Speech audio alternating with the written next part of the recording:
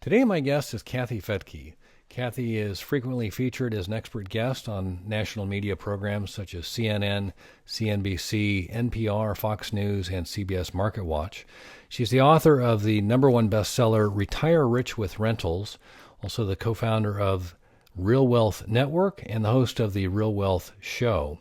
And she's a returning guest to CREPN Radio. She was on a prior episode, number 170.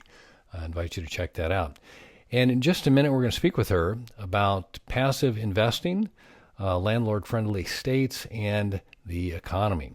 But first, a quick reminder, if you like the show, CREPN Radio, we would love to hear from you. You can like, share, and subscribe, and as always, leave a comment. We love to hear from our listeners. Also, I want to remind you, if you'd like to see how attractive our guests are, be sure to check out our YouTube channel, Commercial Real Estate Pro Network. With that, I want to welcome my guest. Kathy, welcome back to CREPN Radio. Thank you so much for having me. Boy, the pressure's on here. See how attractive we are. I wish I had better lighting. That's always kind of a funny. Gets a little chuckle from everybody, but trust me, you're helping the cause. So, Thank you. Anyway, well, before we jump in to our conversation, if you could take just a minute and share with the listeners a little bit about your background, and then we'll get going. Sure. I'm the co-CEO of Real Wealth Network, and we number one, first and foremost, our mission is to raise the consciousness level of investors, the wealth conscious. Let me start that over. To raise wealth consciousness with investors, because I've been doing this for almost 20 years now as a real estate investor and helping others become real estate investors and choose wisely. And I've seen over the years so many sharks, I guess is the best way to say it. I've seen people that I would be on the same stage with at events who are now in jail. And other people who maybe just didn't do anything wrong. They didn't commit fraud, but they didn't maybe know what they were doing. So it's more important than ever as we see baby boomers aging and wanting to retire that, we don't have another 10 or 20 years to sort of build the portfolio back. So we've got to be wiser. We've got to make very good investment decisions. And the same goes for millennials just starting out in life. They may not have the services in 30 years that our generation has. There may not be Social Security for them. So they've really got to make wise decisions too. So that's first and foremost. What Real Wealth Network does is offers an enormous amount of free education to help people understand how they can cut taxes legally, how they can choose the right real estate markets and the right asset class and the right operator that of a syndication or apartment building, if that's what they're investing in. And then second, we do have a real estate brokerage, and we help people buy rental property nationwide in more landlord-friendly states. Awesome. Well, that's a perfect segue into kind of our topic, talking about passive investing. And, the first thing that comes to mind based on what you were talking about is the sponsor, the people in the business and choosing a sponsor. In any business cycle, I don't care if it's real estate or stocks or whatever, it seems like, whether it's Bernie Madoff or, whatever, there's always somebody out there that sees the opportunity to attract other people's money and possibly not do the ethical or the right. Prescribed thing that they were advertising that they're going to do. So based on that, can you share a little bit about what you teach or how you encourage passive investors to screen or what to look for, some tells when they're Sure. seeking a sponsor? Well, the first thing we do at Real Wealth Network is a background check, and that's really pretty easy to do. We're happy to share that with our members. If we, for example, we have an event this weekend where we're bringing property providers from Florida, from Ohio, from Alabama, and these are areas that are landlord-friendly states. There's a lot of job growth, massive population growth. Demographic shifts show that most of the growth will be in the Southeast over the next 10 years. So that's great for real estate investors. You want to follow growth for sure. Get in front of it is even better. So we bring these people to our events to create this kind of connection to build out your team. You need a great team. So the first thing we do is the background check. And once we have that background check, we'll ask the team that we want to work with, hey, is there anything you want to tell me? And if they don't tell you, but you already know, well, that's a sign right off the bat. So it's pretty easy to get a background check. We can provide that as part of our service. That's number one. Number two is track record for sure. The mistakes I've made by trusting the wrong people really came down to a couple of things. Either they were trying something new. Maybe they had a track record in flipping homes, but all of a sudden they wanted to buy an apartment. Well, they don't have the experience in owning an apartment. And when you're new to investing, real estate seems to be kind of lumped into one category. But in fact, it's so many different asset classes, from tax liens to, again, flipping, to buy and hold, to apartments, to commercial. So whoever you end up working with or partnering with, you want to see that they have a successful track record in that very thing that you are partnering on them with, not something new. You don't want to be their test monkey, so to speak. So just look for that track record. And with that track record, we want to see more than, say, 10 years of experience, because over the last 10 years, we had an upcycle. And there's certain ways to do real estate in different market cycles. It's never a bad time to do real estate. It's just bad to do the wrong thing in a certain cycle. So the last 10 years, we had an up market. Well, if that's all this operator knows how to do, or this team that I'm working with knows how to do, what are they going to do if we hit a down market? Will they know how to rent my property if there's an abundance of rentals on the market and competition and so forth? So I want to know that they've experienced that already.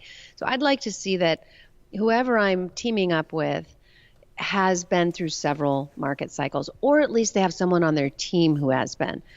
That's really how we've been able to build our team. Is we love working with young people. In fact, at Real Wealth Network, we have a lot of millennials. They're very young, they're dynamic, they're intelligent, and there's a lot of things they don't know yet because they're young. So we like to bring on sort of the wise older people to balance that out.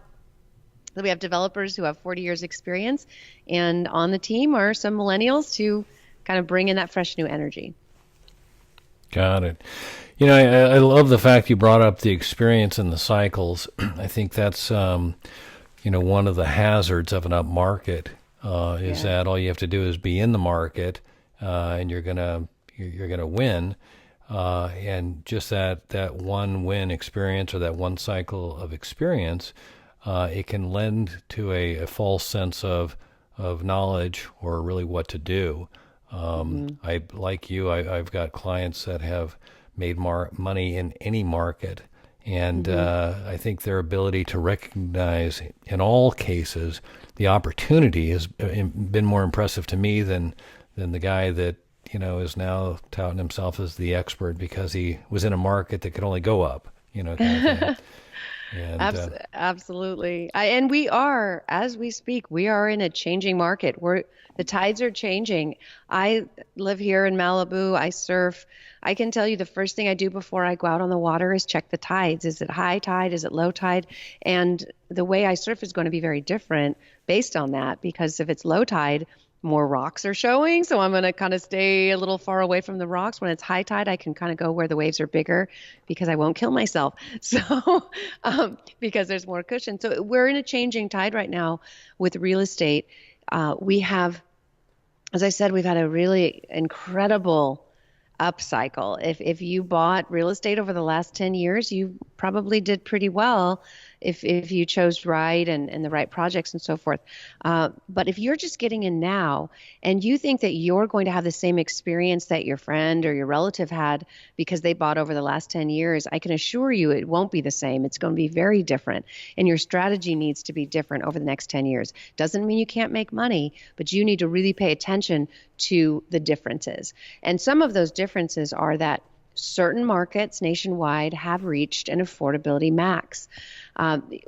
again, over the past 10 years, real estate was so cheap. In 2009, our economy flatlined, and we were buying properties for sometimes as low as 10 cents on the dollar. It was crazy. It was incredible. And cash flows were in the double digits. We were getting 20, 25% cash on cash returns. That doesn't exist today. That was a really rare moment in time. And a lot of people are thinking, well, gosh, now we're in 10 years later, maybe that's coming back. Maybe I should just wait so I can buy properties for 10 cents on the dollar. And I can give you a lot of reasons why that's probably not going to happen. But the biggest and most obvious one is that over the past 10 years, we've had new lending laws, thanks to Dodd-Frank in 2010, that said no more of these crazy liar loans. So people who have loans and have bought real estate, either with cash or with financing, are locked in to loans that are low rates, they're low payments, they've had to qualify for them, they now have home equity, their wages have gone up. There's no instability right now in the housing market. So to think that there would suddenly be some kind of crazy crash, it's just not going to happen. We've had population growth, 25 million more Americans since the last recession. We have 10 million more households, and that's still increasing. Household formation is at the highest. Wage growth is up. Interest rates are low. I mean, you couldn't almost have a better environment for investing in real estate today. But it's not a distressed market. It's a solid, strong market, and that's the difference. It's not a buyer's market. Over the last 10 years, really starting before, like from 2009 to 2015, it was a buyer's market. The buyers had the power. You could choose anything and get a great deal. It was crazy. It was wonderful. Starting after 2015, it became more of a seller's market. Now it's definitely a seller's market because there's less supply of housing than there is demand, which means the seller is in power. And that's a different kind of strategy. That means it's a little bit harder to buy. There's more competition for good deals. It also means the industry I'm now in, and I've changed gears because of these changing tides, is we partner with really experienced developers, and we are building homes, and we're selling those homes. That means we get to be on the seller side, which is where the power is. So, again, it just depending on your strategy, it's really important to understand the cycle, that we're in a strong real estate cycle. It's very stable. Probably we won't see much more room for appreciation because it's already pretty much happened and it's in line. Basically, home prices are in line with what people can afford. Can they afford much more? Only if interest rates go down a bunch more, but I don't know if they're going to. So it's just, how do you operate in a solid, normal market? We haven't done that for a while, so people have to remember what that's like. Yeah, no, I love the fact that you brought that up, because I think that, the recent past is what people tend to look back to, expecting it's going to happen again. Mm-hmm. And I think that it's real easy to forget the depths at which the economy fell, mm-hmm. And to where it only could go up. And the fact that we've come back up is wonderful if you got in low. But again, to Yes. emphasize, it's not a bad market, but just those expectations of, double-digit returns in a year kind of thing are probably not going to happen unless you find something that's, got an incredible upside. But those are kind of diamonds in the rough right now. Yeah. And the thing that I would love to hear a little bit more about.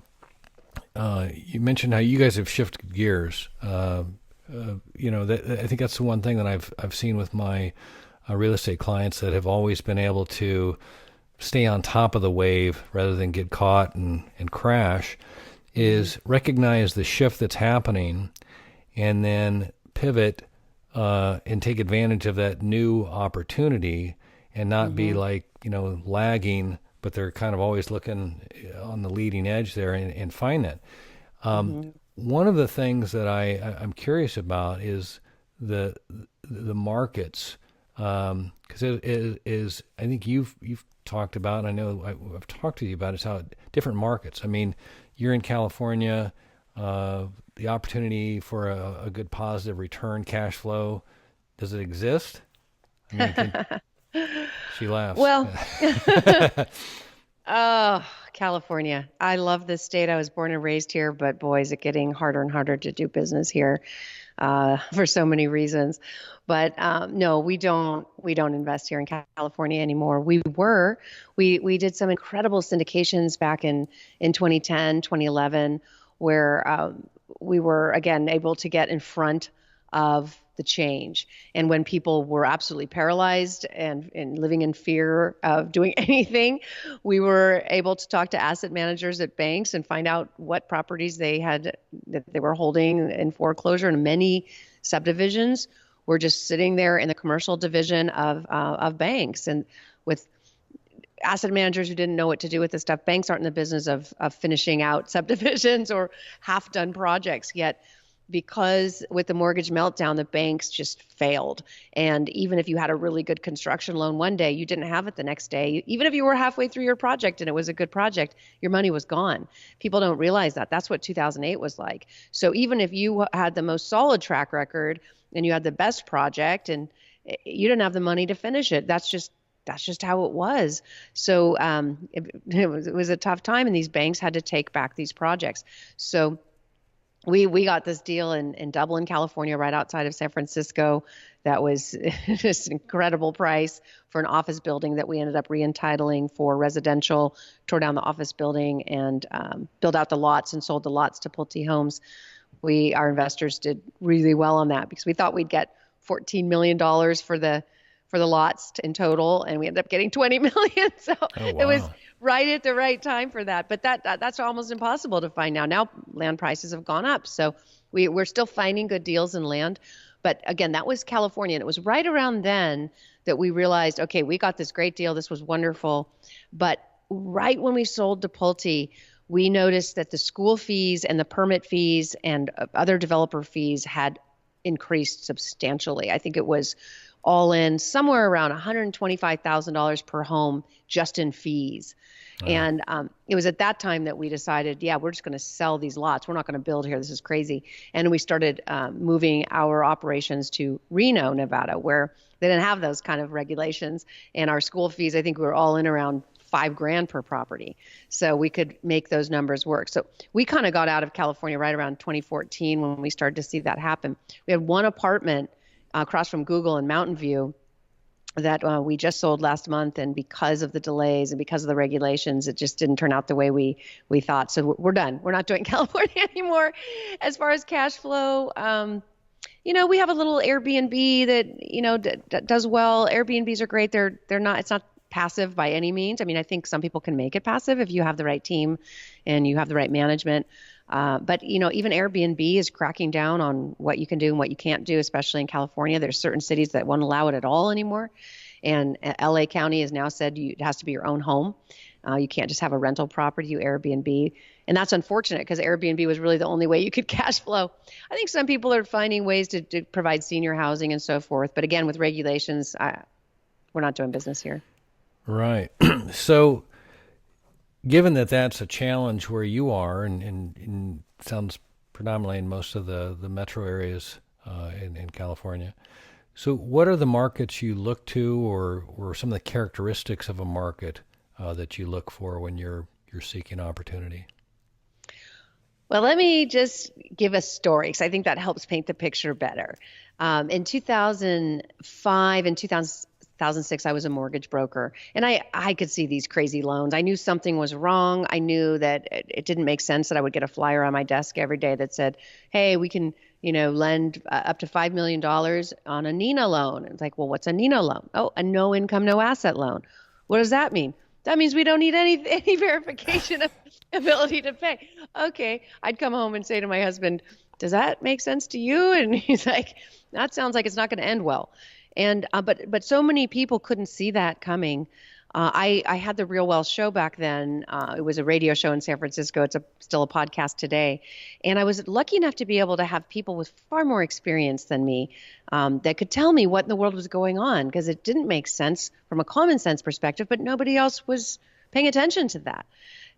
So I had Robert Kiyosaki on in 2005, and he said, 2005 was the year, I think it was 2004 was the year that prices in many homes in California went up about 40%. Same for Florida. Nevada, and people were like, oh my gosh, buy there. You could get a 40% return.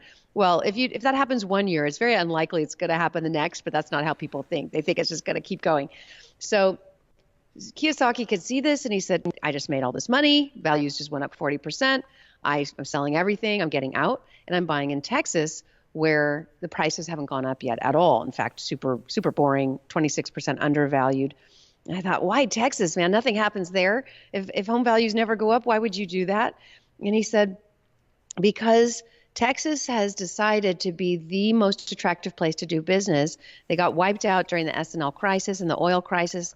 They said, okay, no, we're no longer going to be dependent on one industry, oil. We're going to make this the most attractive place to do business with tax incentives and so forth. And that was their goal. So with Kiyosaki knowing that and seeing that jobs were responding and moving there, and with jobs come people. So there's massive, massive job growth, massive population growth, and yet the housing market had not caught up with that. So he saw that opportunity where everybody else was diving into properties in California, Florida, and Nevada, and Arizona, where prices had already gone up. But they go in at the end. It's like they go in at the top of the bubble. That's historically how it happens. And yet the smart money's out at that point. They're like, I just made the money. I'm going to where I can make the next money. So he explained that on the show. Rich and I flew out to Dallas to see if he was right. And sure enough, we found an incredible market just outside of Dallas, where there was a new freeway coming in. So we were able to buy properties there, beautiful new homes for $140,000 that rented for $1,500 a month. Just made sense. So we came back with 5 properties that weekend and went back and bought another 4 or 5 and talked about it on the show. And then suddenly all our listeners were saying, hey, we want to do that. And that's when Real Wealth Network was born, where we said, okay, we'll share our teams with you that have had a proven track record with us. And so one lady came to us, and she sold 3 properties. We helped her sell 3 properties in Stockton, California, when they were at the peak of the market, right around 2000, I think end of 2005, early 2006. These properties were just a nightmare. They were what everybody thinks rental property is. She's like, I had this dream to buy property. I thought it would be my retirement. Instead, it's been a nightmare. I'm constantly getting calls, constant repairs. I'm not making any money. It's costing me money. That's how most people see rental property, and that's how it can be when you do it that way. So I said, oh, no. Okay, let's sell these properties at the peak, $420,000 each. They rented for $1,200 each. We were able to get her into 9 brand new properties in A-class areas, A-rated schools, no crime, in this area that was in the path of progress for growth in Dallas. She, in that one move, that one 1031 exchange, she quintupled her cash flow and was able to quit her job. They were new homes, so she didn't have all these repairs to deal with. And because that area was poised for growth, those properties increased in value by 3 times. They're worth about $400,000 today. Wow. Whereas the Stockton properties she sold ended up being worth about $75,000 about 18 months after she sold them. Wow. That's timing. She timed that right on both ends. That's and what I love about that example is the recognition of not all markets track. I think it's really easy to think that it's just one market. And a lot of times if you watch the news, it's reported as one market and we're all in the same market. But real estate truly is local.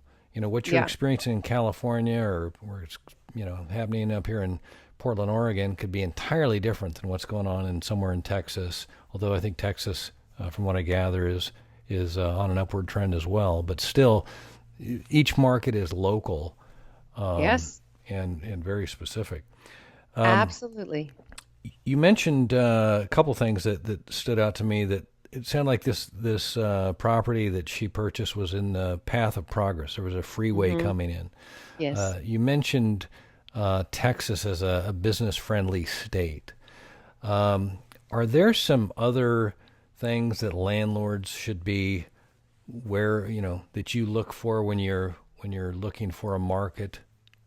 Absolutely. So you said it, job growth, population growth, affordability is a key, making sure that there's room for prices to go up because people, the affordability is there.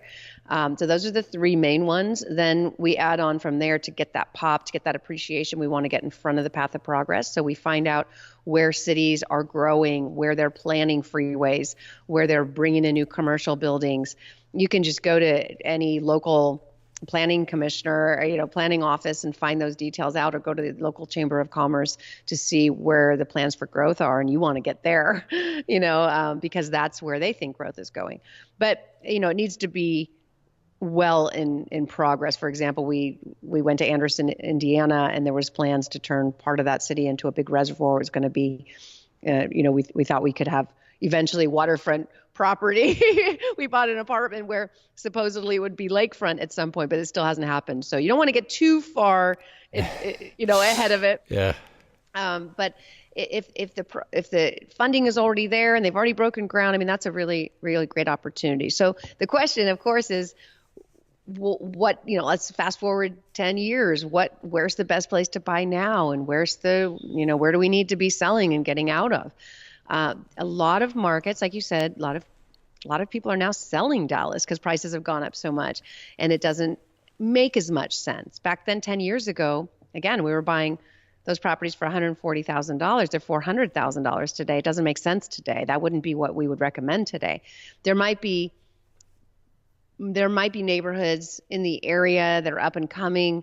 And so the basics would be, does it cash flow? Does it make sense today? Is there growth heading in this area?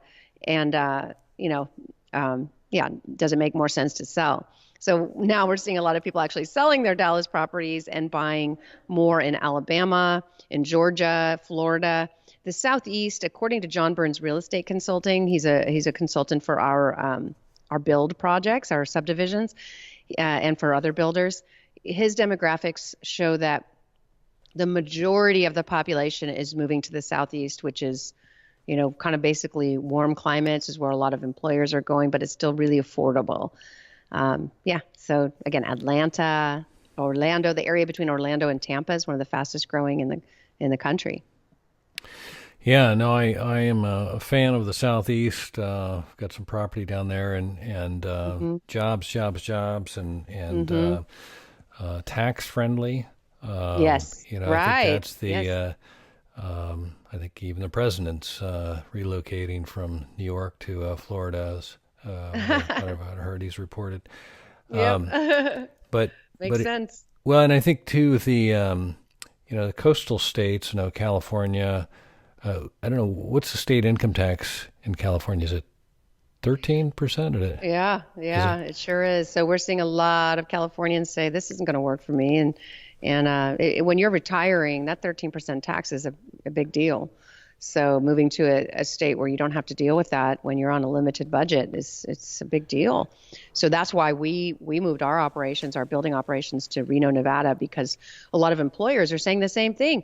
When you're in Silicon Valley and these poor employers, they kind of created the problem really, but they could pay someone, a receptionist, $100,000, and that person still can't afford to live there. So Reno, Nevada is only a 45-minute flight. It's a 4-hour drive from the Silicon Valley. So Tesla, Apple, Amazon, Google, they're all moving, not their headquarters, but divisions to areas that have lower state income tax, more affordability, so that their employees can live a good life and not have to live in someone's, I don't know if you know saw this story, but someone rented the bottom of their dinner table as a room because it's so expensive and impossible to live in San Francisco. Wait, did you say the bottom of their dinner table? They put a tablecloth over their dinner table and rented that as a room.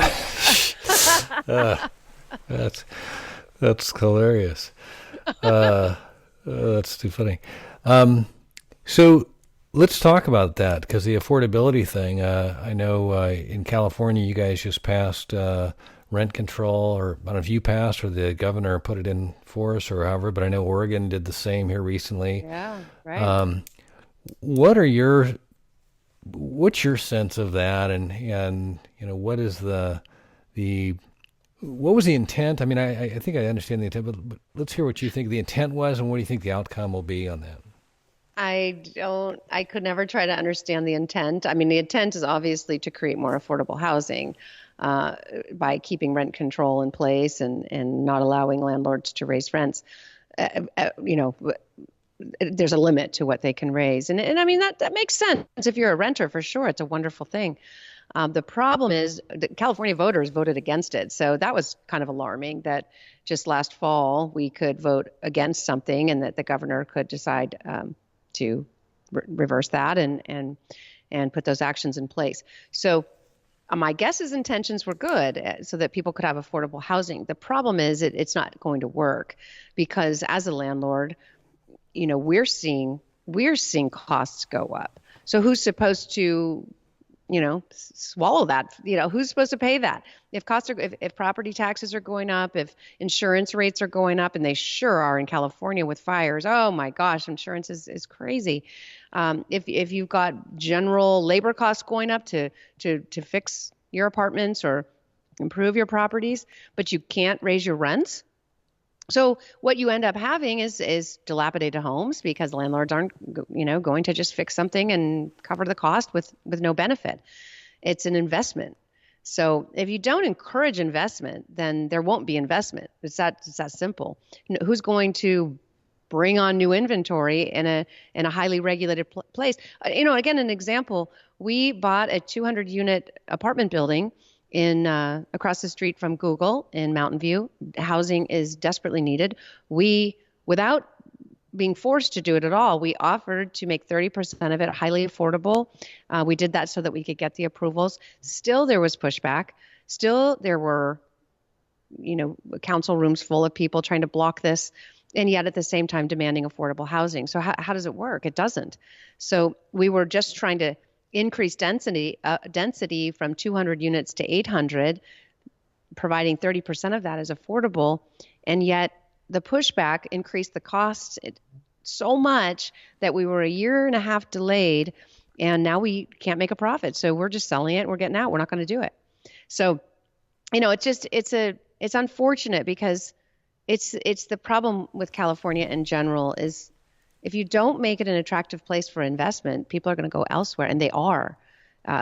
People still think Hollywood is the place where films are made. It's not. The films are made in Atlanta and Pittsburgh and now Netflix in Albuquerque. They're getting the heck out of California. It makes no sense. And look at the tech. You know, everybody thinks the Silicon Valley will be the Silicon Valley forever. It's not. Tech jobs are moving elsewhere.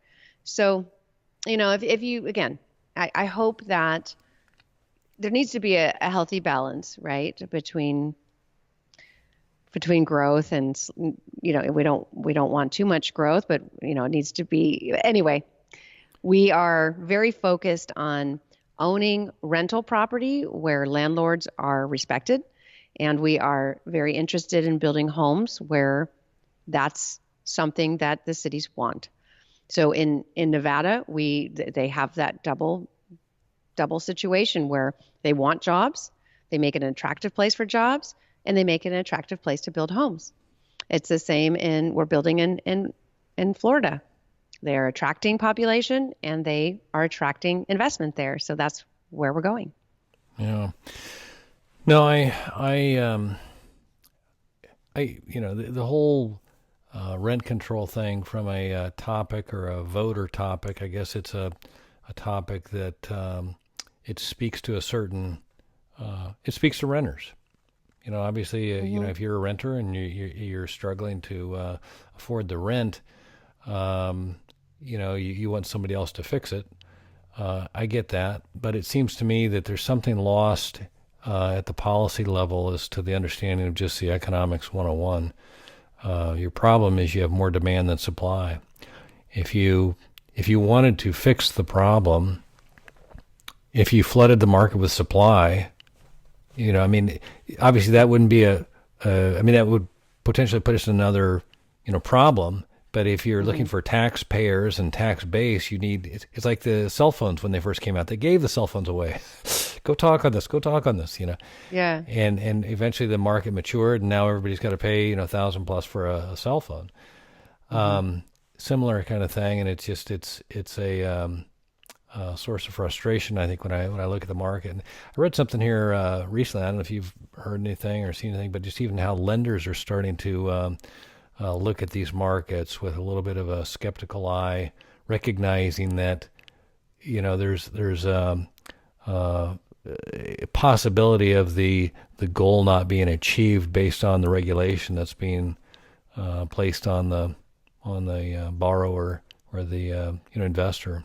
But well, yeah, I mean, it's so there's always more to it. The bottom line is I was born and raised in California, and it's attractive place. It's a very attractive place to live, and there's a lot of jobs in California, and that's where people want to live. But there is limited resources, so prices are going to be higher, and that's just otherwise you go somewhere else where maybe the climate isn't as nice, or the jobs don't pay as much. But so there is a limit to how affordable housing can be in California. It's just how it is. However, there's still parts of California that are affordable.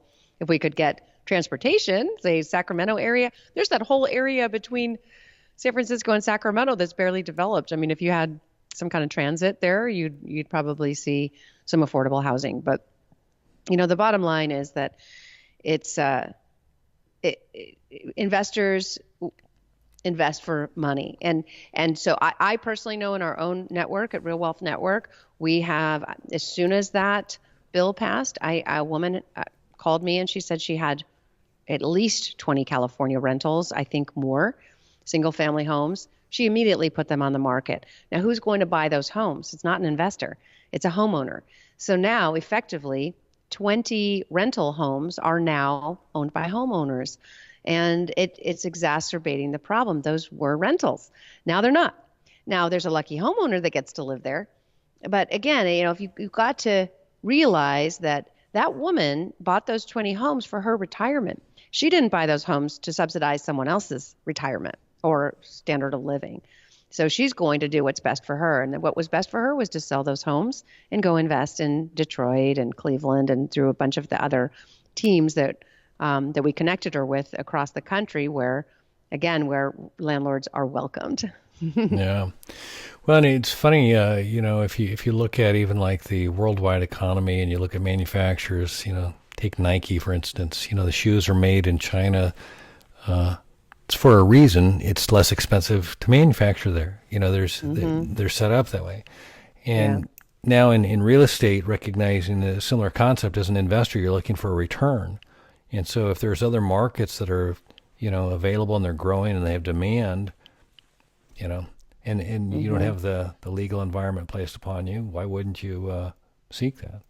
And, right. Just like we're sitting here talking, you're in California, I'm in Oregon, but we're able to see each other. The world's changed. You don't have to be, in person to accomplish these things. So anyway, it's a dynamic that I think as an investor you just have to be aware of, and you have to recognize that your market that you're in is not the market, and be willing to look outside that. So I appreciate you diving into that. Kathy, if I could right now, I'd like to shift gears here. As I shared with you a little bit before we started recording, by day I'm an insurance broker, and we work with clients to manage risk. And there's a couple of strategies we use, three primarily. But first is we say, can we avoid the risk? The next is we ask, if not, can we minimize the risk? And then if, as a third strategy, we look to see if we can transfer the risk. And that's where insurance is a risk transfer vehicle. I've been asking my guests as of late if they could take a look at the real estate market and their investing, and if they could identify what they consider to be the biggest risk. And so if you're willing, I'd like to ask you, Kathy Fetke, what is the biggest risk? Well, there are so many, but I would say the biggest risk is not being educated, which is why it is my mission to help people, again, I said at the beginning of the show, to raise the wealth consciousness of the average person and definitely of the average investor, because there are so many landmines. whether you're investing in the stock market or in real estate or in Bitcoin or whatever you're investing in, you've got to really take a deep dive and understand it. We've been sort of trained over the years to not really understand it, but hopefully our financial planner understands it, and we hand over our money and hope they do well with it. So we haven't really been taught that it was important for us to understand it. We're not educated in high school and probably not in college for most people. So first and foremost, the biggest risk is not understanding what you're investing in. But from there, I would say what I'm seeing is a lot of gurus. We're at that stage in the market where people have maybe done fairly well. Maybe they did one deal and it went well because we've been in an up market. And now they are a guru. I've seen this. They can very easily start a podcast, or it's so easy to become sort of a well-known person thanks to all social media and the internet and so forth. So these people now don't have a lot of experience, but they've kind of become this guru, so to speak. So I'm seeing every day I get people coming, deals coming on my desk that, hey, we just found a 400 unit apartment building. Do you want to invest in this, or do you want to partner with us on it? And I'm not an apartment expert, but I do surround myself with experts. And we just kind of sent 2 deals yesterday to our apartment guru. It's a real one. He's been doing it for 40 years. And he asked 10 questions. And basically, they were really bad deals. So he, in fact, owns 10,000 doors, apartments, and just sold the bottom 10%, the least performing, the properties that were just okay. They'd already tried to raise the rents as high as they could go. They'd already done the renovations. There was no more money that could be squeezed out of these properties. So they marketed them, and they put them at the most ridiculously low cap rates, the highest price they couldn't even imagine anyone would consider buying these properties. And there was multiple offers over asking price. So they basically sold the bottom 10% of their portfolio for the highest price. And they're just sitting on cash waiting for some of these deals to implode, because there's so many people who just don't know what they're doing in multifamily, but are obsessed with the idea of it, thinking that that's the true way to wealth, which it can be if you buy right. So to me, that's kind of I'm seeing that pretty commonly today. If you're going to invest in somebody's syndication, make sure they have more than 10 years experience, or they have someone on the team who does, a wise advisor, because a lot of the highly experienced people are just scratching their heads going, I don't see how this is going to possibly work out for them. No, and that's why the cycle continues up and down, right? Up and down, exactly. Right. There's a lot of money running around right now chasing deals, and the hedge funds, a lot of the big institutional funds don't really need, they can take risk because, they have a big pool of money. They can take losses. Individuals can't. If you're a baby boomer, you don't want to be taking losses. Right. What's that? So I can't. Is it maybe Buffett has the rule? Rule number 1 is don't lose money. Rule number 2, remember rule number 1, or something like that. Yeah, exactly. So, yeah. Got it. Well, Kathy, before we wrap up, where can the listeners go if they'd like to learn more or connect? Yeah, Real Wealth Network is our website, and we have.